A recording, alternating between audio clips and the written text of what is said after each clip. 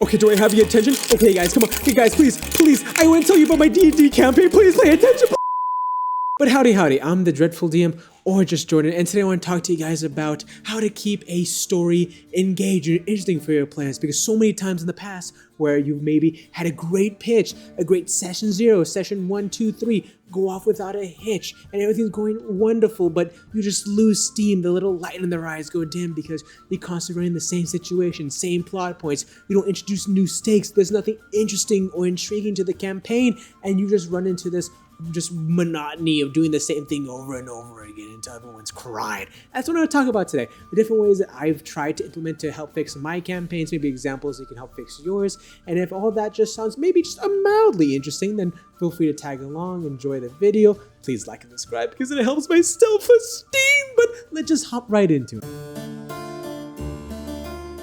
Okay, so the first thing I want to talk about is the storytelling aspect of it, because like I mentioned earlier, maybe, your first 2-3 sessions went off without a hitch. Everyone understands their party dynamics. People understand each other, how they want to play. They understand like, oh, they like this, they like that, how their characters are going to interact with each other. You see them on the first mission and they understand like, oh, that's how they are in battle. This is how it is. The team, everything comes together. People understand how they want to interact. They want to get invested with this world. You maybe present them the first issue, like, oh, this town mayor is corrupt, take him out. And this whole thing leads to maybe a couple more sessions. It's like, okay, you got the good foundation of how everyone's motivations, what people want, how they interact with the world, if they're more like brutish or they're more kind of cunning, all these different aspects, and that's the good part. So you understand that your players are interested and they really want to get the grubby little mitts inside all deep in this. Oh, why did I phrase it like that? But it's stuff like that. They understand where they are in the world and they want to get more into it. They understand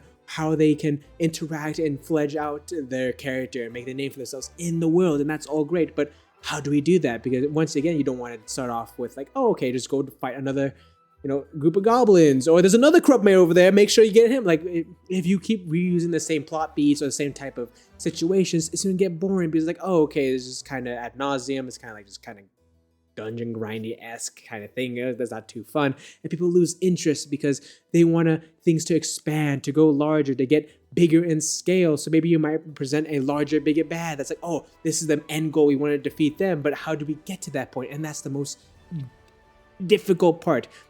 One thing that's really good to keeping players engaged, because players are just a little bit fucking selfish, just a little bit selfish. So you have to introduce the backstory. They don't want to listen to my 18-page Batman fan story.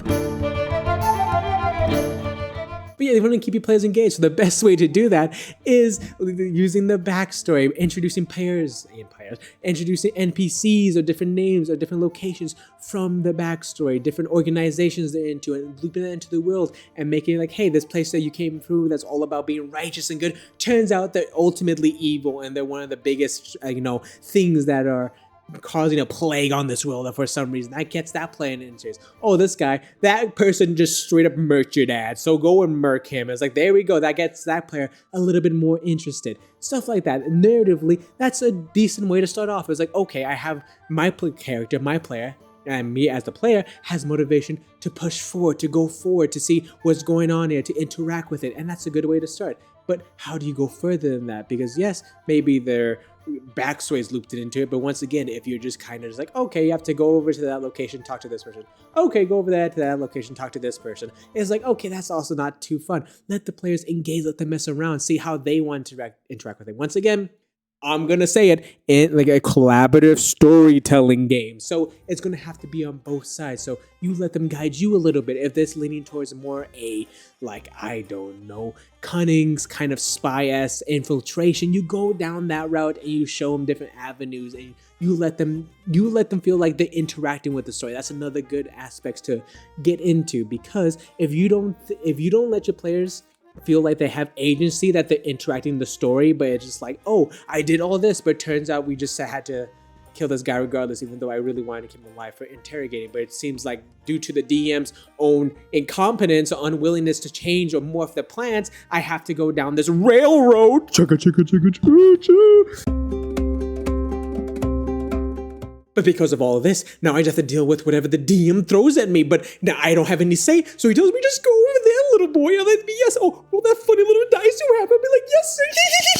and all of this, and I don't feel like I'm getting too much out of this, so I'm gonna leave because that's not fun, because I have no say, I have no agency, I have no worth in this world. I'm just playing your one-man fanfic, but I have to be the guy who has to roll the dice instead into you because you want to give the illusion of I'm actually playing.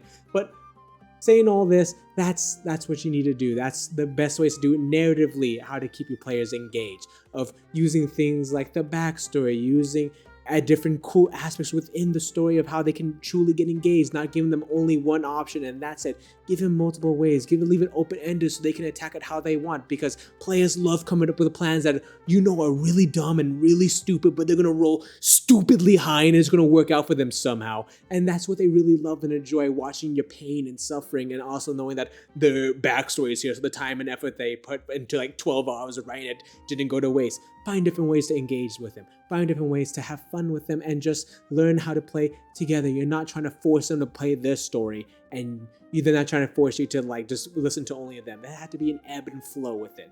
You just gotta learn how to deal with it a little bit and learn how to narratively just keep them engaged, happy, and find fun ways to do it, and just keep it fresh. Don't always just do the same type of battles, the same type of setups, situations, and like plot points. That's just stuff you have to look out for and make sure you just don't keep regurgitating that and ultimately making them bored.